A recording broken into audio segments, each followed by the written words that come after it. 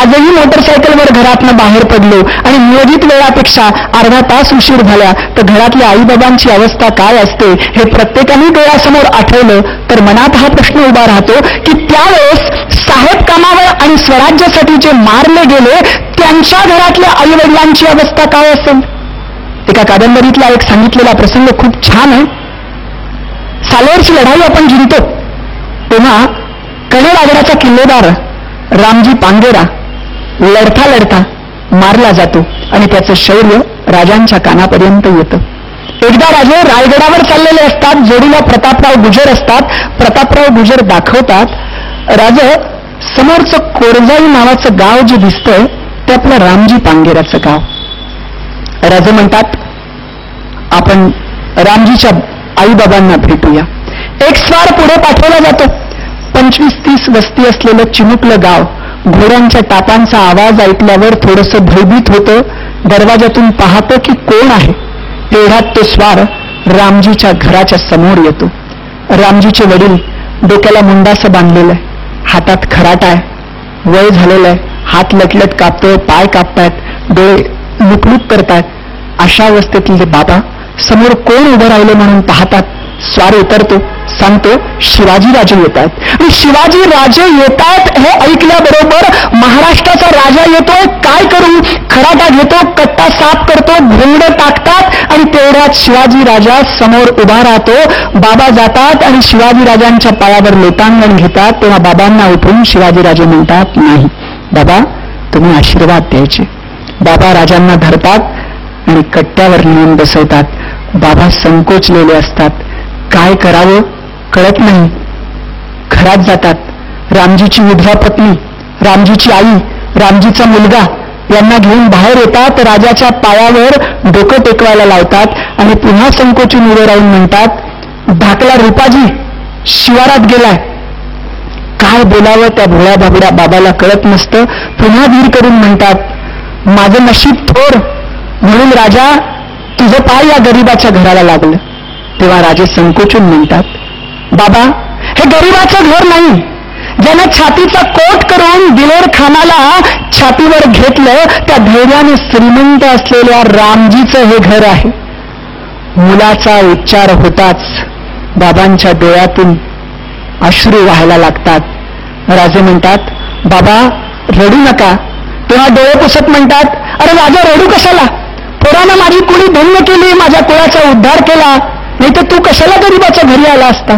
तू आलास बसलास मी धन्य झालो. राजांना संकोचल्यासारखं होतं. राजे पुन्हा म्हणतात माझं कसलं कौतुक करताय. रामजीच्यांसारख्या पराक्रमी माणसांच्या जीवावर पाठीमागे राज्य करत राहणारी आम्ही मंडळी. आता मात्र बाबा चिडून म्हणतात राजा असं बोलू नको. अरे तू पाठीशी हा लढून आमची पोरं लढतात. नाहीतर आतापर्यंत सणासुदीला मातीच तोंडात पडायची. पाटील कुलकर्णी यांनी अगदी उच्छाद मांडला होता. तेथीला एकदा गाव बोलावलं मी गेलो नाही म्हणून माझ्या पाठीवर चापकाचे फटके मारले.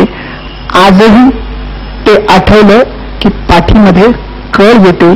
पण राजा तुझं काय तुझा काळ बदललाय. समोर बघ, जनावरं दिसतात. बी बियाणं पण तुझ्याच सरकारातनं मिळतं, ती जनावरं पण तुझ्याच सरकारातनं मिळाली. आणि शेतकऱ्याला काय, बी बियाणं चांगलं असलं, जनावरं चांगली असली की पिकवायला कितीसा उशीर लागतो.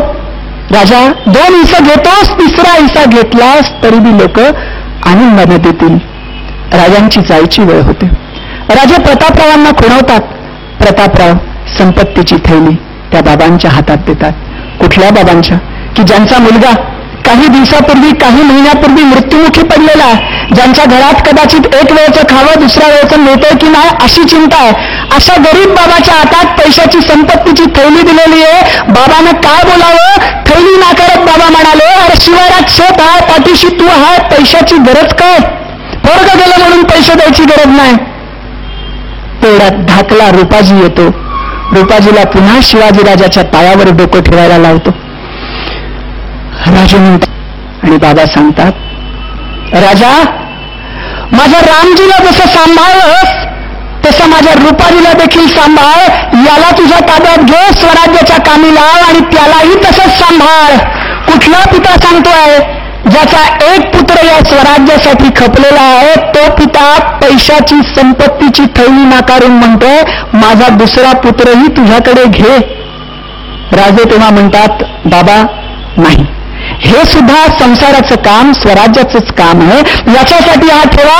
तेव्हा आजोबा म्हणतात, नाही, म्हातारा झालो की काय, इकडचं काम मी करतो, अरे तुझा संसार महत्वाचा आहे, महाराष्ट्राचा संसार तू मांडला, तो जर टिकला तर माझ्या संसारात सार राहील, नाही तर माझ्या संसारातला सगळा सार निघून जाईल.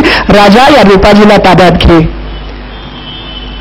राजे घरची व्यवस्था लावून रायगडावर या असं रूपाजींना सांगतात आणि राजे निघतात. हा प्रसंग तुमच्या समोर अशासाठी ठेवला की मला हेच सांगायचं होतं की हे कसं निर्माण झालं.